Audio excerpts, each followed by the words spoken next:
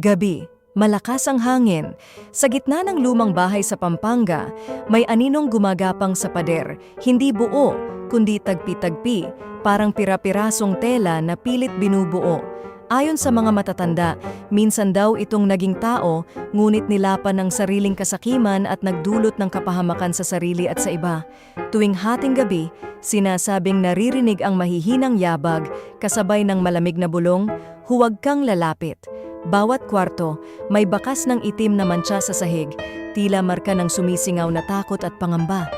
May nagsasabing kapag tumingin ka sa salamin doon, makikita mong may sumisilip na ibang mukha. Hindi mo alam kung piraso ba ito ng iyong sarili o bahagi ng multong tagpi-tagpi na naghahanap ng kapalit. Isang gabi, may batang naglaro sa loob ng bahay. Sa dilim, nakita niyang unti-unting nabubuo ang anino sa harap niya. Isang piraso sumanib sa anino ng bata at mula noon, hindi na siya muling nakita. Hanggang ngayon, walang nakakaalam kung paano tuluyang mapapalayas ang multong ito o kung ilan na ang naging bahagi ng tagpi-tagping anino. Ikaw, may lakas ka bang pasukin ang lumang bahay sa Pampanga? O baka isa ka ng bahagi ng tagpi-tagping anino?